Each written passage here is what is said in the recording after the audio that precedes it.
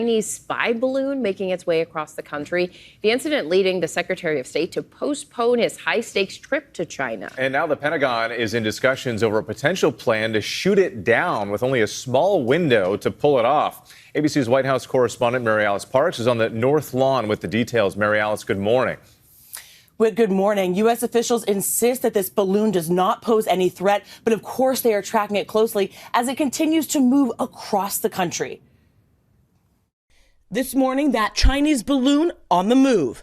U.S. military leaders saying it's moved well past Montana, sailing over Midwest states, headed towards North Carolina. Despite China's claims it's a civilian aircraft blown off course, U.S. officials adamant it's not. The fact is, we know that it's a surveillance balloon.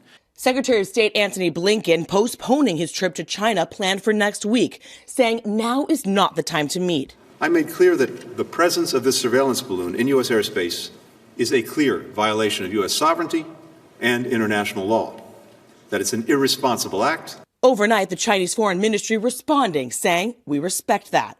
The balloon sailing at about 60,000 feet above commercial aircraft, but pilots spotting it as it traveled. We got that balloon in sight also. Looks like it's way up there, maybe 50,000 feet or so.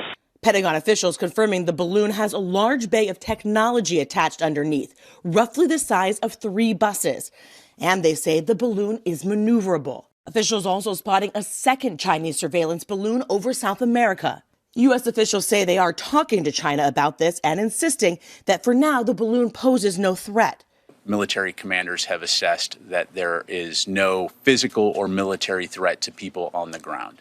The White House saying they acted quickly to conceal anything that might be sensitive, and they're not ruling out bringing it down, saying all options are on the table. But on Capitol Hill, Republicans calling for more action right now. I think we had plenty of options to shoot it down, or even better, find a way to reduce its altitude and capture it so we can get a look at the instrumentation. This is not the first time the U.S. has tracked Chinese balloon activity. U.S. officials confirming last year they tracked 2 balloons near Guam and Hawaii. This is a very sensitive time, and both countries have an interest in avoiding escalation. Now, the Pentagon and the White House had said they were worried about shooting it down because of the debris of something so large. But now we've learned there could be a new plan about bringing it down on the table. One source telling us they're thinking about waiting until it gets out over sea to bring it down. But of course, that could be hard because they don't want us to have some international incident if this is over international waters. Eva? Mary Alice Parks for us there. Thank you, Mary Alice. Let's bring in ABC News contributor Colonel Steve Ganyard, a former Defense and State Department official. Good morning to you. So we know several lawmakers have been calling for the U.S. to shoot this down.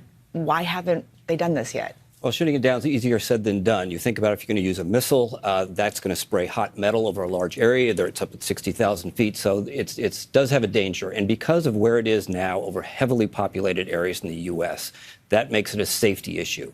But remember that the Pentagon said that they detected it out over the Aleutians, way wet to the west, and it went up over Alaska. Those are not heavily populated areas. So days ago, it was a political decision not to shoot it down. Now it's a safety issue.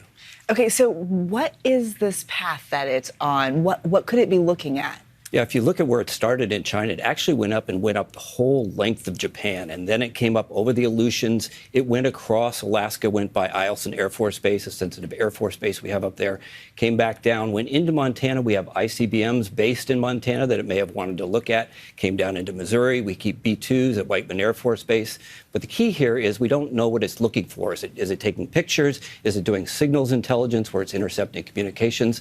But the thing that's perplexing here is that the Chinese have the ability to do these things from space where they wouldn't be violating U.S. sovereignty. So why they're doing it now, creating a political diplomatic kerfuffle right before Secretary Blinken meets with President Xi. And we heard Mary Alice mention this idea of shooting it down over the water. How hard is that? So right now, as it moves off, the thinking is it's going to move off the North Carolina coast. So U.S. sovereign airspace and maritime sea space, 12 nautical miles. So it's got to go offshore, and then they have a window of 12 nautical miles to make it come down in U.S. waters, because if it goes into international waters, the U.S. loses its legal ability to say, we're going to shoot this down. So in that 12 miles, they've got to bring it down and bring it down in U.S. waters, and you can bet that there'll be ships down there waiting to pick up that payload to take a look at what's inside. Is it what the Chinese claim, a meteorological balloon, or is it the U.S. claims a spy balloon?